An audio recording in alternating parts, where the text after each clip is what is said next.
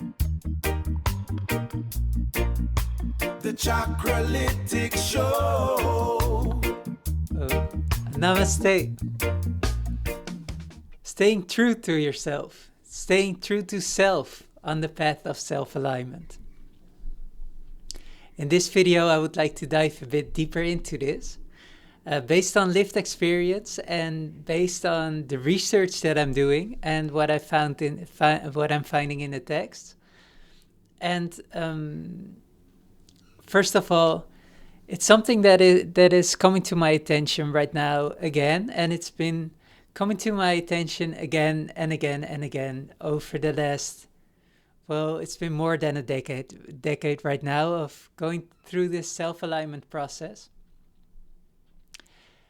To stay true to self, to stay true to self, what feels in alignment internally, and to trust the process and to trust in our intuition. And if I remember back then when the process started, I found it very difficult to have that trust in self. I was always very busy with what other people were thinking and what their thoughts were about certain subjects, and that I had to conform to what other people were thinking, and that I have to, was very much this feeling of having to fit in. But I had done this for the years before that, and I was acting as a pleaser, I could say, and I was doing it for the people around me, you know, to be liked and to fit in a certain mold and to play the role that I felt that I had to play. And I was feeling very unhappy. I was feeling very anxious, very depressed. And it made me feel like distancing from myself and not feeling attuned to who I was and in alignment with who I internally was. And it felt like going against the stream, going against what was in alignment with, we could say, the divine will. So when I went through this awakening process, or when this started, I found it very challenging to start trusting in self and also acting on self and go against the wishes of other people, because this could lead to that I wouldn't be liked anymore by other people, maybe, or that people would go, that people would leave, and or that I had to distance myself from other people. But I have experienced again and again this validation of listening to my intuition, and that life would unfold in that way, that it would show me the way. It would show me the way I had to walk. I have been going against advice of loved ones. I've been going to different kind of therapists and doctors, and again, if something would resonate, I would stick with it, and if something didn't resonate anymore, I would let it go, and I would go on exploration, and I would find what did work. And I have to say that this has been, well, over the years, the trust has deepened, and I just saw that this worked for me, and I've been feeling a deeper inner sense of freedom over the years, and a deepening in this. And right now with Chakralytics, I'm on a stage that, in a phase that I would like to reach out to partners soon, and to teachers, and to collaborations, to work together. And right now I'm in this phase that I very much feel that I would like to have a safe community space in Chakralytics, an all-embracive community space in Chakralytics. But I feel that I have to feel very closely and very truthfully to what kind of people are aligning with this, what kind of teachers would align with what Chakralytics stands for. So it's also getting very clear, I feel right now, what Chakralytics is standing for. And for me, I felt that first that I wanted to fit in with maybe the traditional Kashmir Shaivism view and the elites within this section, the traditionalists. But I feel that Chakralytics is not necessarily conservative. It's embracing the evolution that the chakra system has gone through when it has gone to the West. And I can see that the value of the Western psychological view and how it's synthesized with the traditional chakra system. Because the traditional chakra system isn't necessarily focusing on emotional states related to the specific chakras. This is being integrated at a later point when it's synthesized with Western viewpoints. With, for example, Carl Jung, with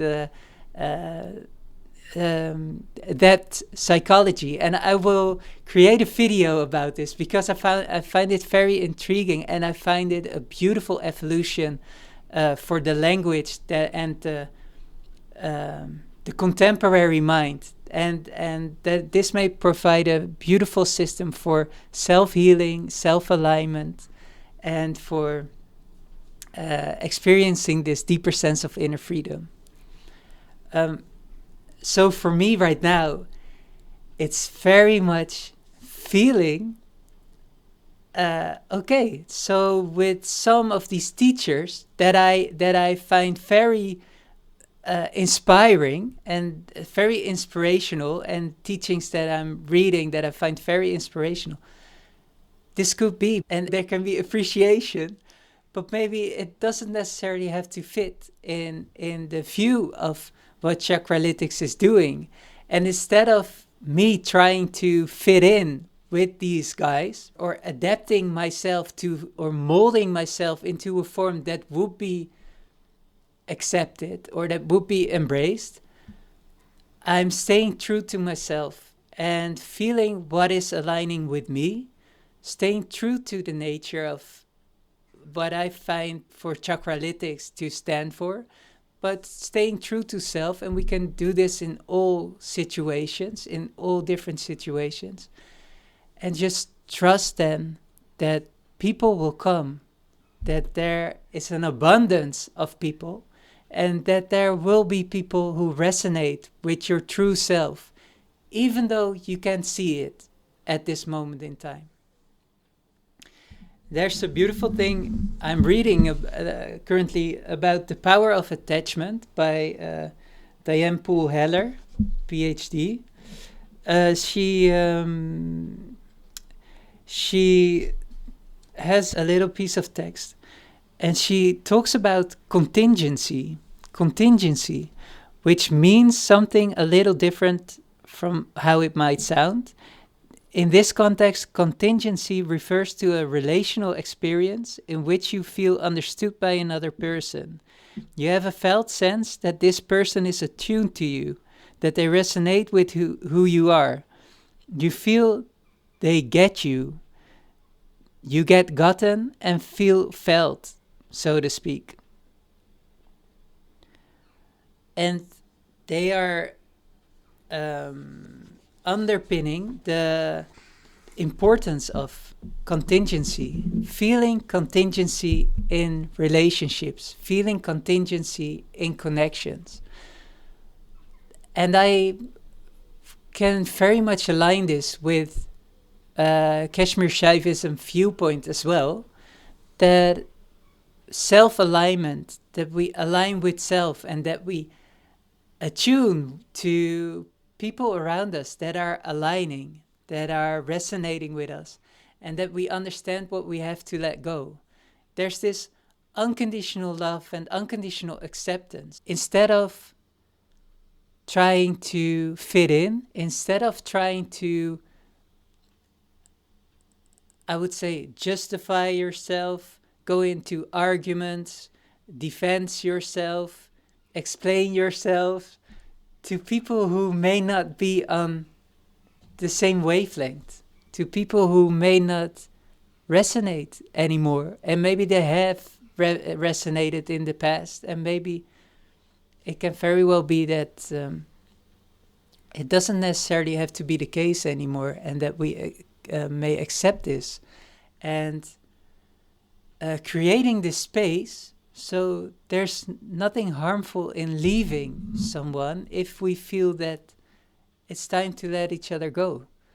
Nothing lasts, in our experience. Everything comes and goes, except from the ground in which all exist, the consciousness, the fundamental ground. But all these experiences, we may experience as transient, and accepting that this is the case.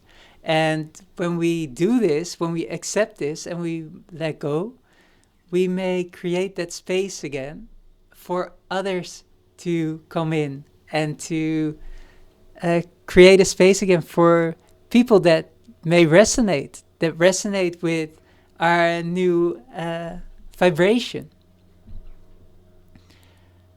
So again, the importance of staying true to self, and trusting that people will come.